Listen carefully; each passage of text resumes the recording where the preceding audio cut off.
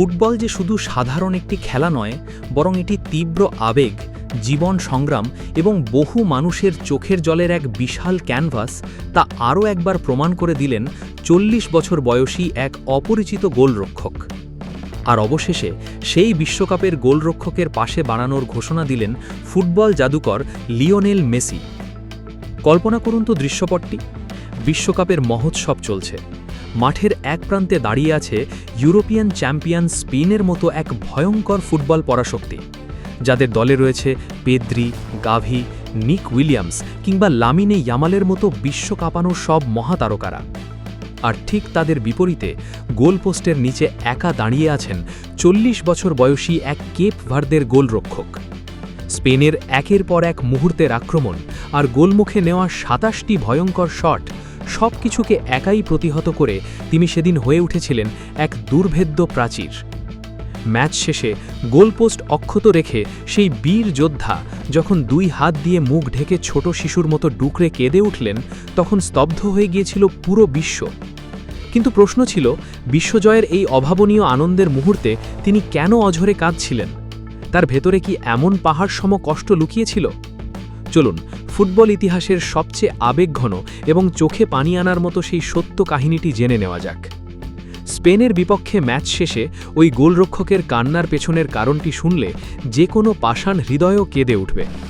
৪০ বছর বয়সে এসে নিজের জীবনের সবচেয়ে বড় স্বপ্নের মঞ্চে দাঁড়িয়ে তিনি যখন ইতিহাস গড়ছিলেন, তখন গ্যালারিতে উপস্থিত ছিলেন না তার জীবনের সবচেয়ে কাছের মানুষ, তার জন্মদাত্রী মা। ম্যাচ শেষে সংবাদমাধ্যমের সামনে কান্নাজড়িত কণ্ঠে তিনি জানান, চরম দারিদ্র্য ও অর্থের অভাবে তিনি মায়ের জন্য ভিসার ব্যবস্থা করতে পারেননি। ইউরোপের ভিসা জটিলতা এবং টাকার অভাবে মাকে নিজের জীবনের এই ঐতিহাসিক মুহূর্তের সাক্ষী করতে না পারার কষ্টেই তিনি শিশুর মতো ভেঙে পড়েন।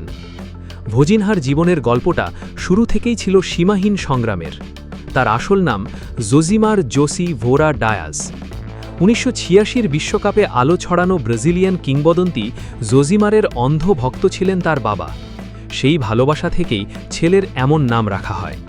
কিন্তু ভাগ্যের নির্মম পরিহাসে জোজিমারের বয়স যখন মাত্র ৮ বছর, তখন তার বাবা পৃথিবী ছেড়ে চিরতরে বিদায় নেন। এরপর চরম অভাবের সংসারে না খেয়ে না দিয়ে দাদা দাদির স্নেহে বড় হতে থাকেন জোজিমার। পর্তুগিজ ভাষায় ভোজিনহা শব্দের অর্থ হল যে ব্যক্তি তার দাদার কাছে বড় হয়েছে। দাদা দাদির প্রতি ভালোবাসার অকৃত্রিম নিদর্শনস্বরূপ এলাকাবাসীর দেওয়া এই নামটিকেই তিনি নিজের স্থায়ী পরিচয় হিসেবে গ্রহণ করেন। ২০১২ সাল থেকে জাতীয় দলের হয়ে খেললেও ভোজিনহার ভাগ্যের চাকা ঘোরেনি। ২০১৮ সাল থেকে তিনি খেলছেন পর্তুগালের তৃতীয় সারির একটি অখ্যাত লিগে।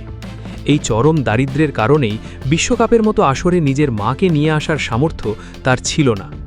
কিন্তু ফুটবল শুধু মাঠের খেলা নয়, এটি মানবিকতারও গল্প। ভোজিনহার এই অবিশ্বাস্য পারফরম্যান্স এবং ম্যাচ শেষে মায়ের জন্য তার কান্নার খবর দ্রুতই পৌঁছে যায় ফুটবল জাদুকর লিওনেল মেসির কাছে। একজন সংগ্রামী ফুটবলার হিসেবে ভোজিনহার জীবনের লড়াই এবং মায়ের প্রতি ভালোবাসা মেসির হৃদয়কে গভীরভাবে নাড়া দেয়। মেসি কেবল প্রশংসাতেই থেমে থাকেননি, তিনি ভোজিনহার পাশে দাঁড়ানোর ঘোষণা দেন। জানান, ভোজিনহার যে কোনো প্রয়োজনে তিনি সহায়তা করতে চান। মায়ের চিকিৎসা, যাতায়াত বা পরিবারের আর্থিক সহায়তা, সব কিছুর দায়িত্ব নিতে প্রস্তুত তিনি। এই মানবিক ঘোষণা ভোজিনহার জীবনের দীর্ঘদিনের কষ্টকে এক নিমেষে বদলে দেয়। ম্যাচে স্পেন তাদের চিরাচরিত টিকিটাকা স্টাইলে ৭৪% বল দখলে রাখে এবং ২৭টি শট নেয়। কিন্তু ৪০ বছর বয়সী ভোজিনহা সেদিন যেন শপথ করে নেমেছিলেন কোনোভাবেই বল জালে ঢুকতে দেবেন না।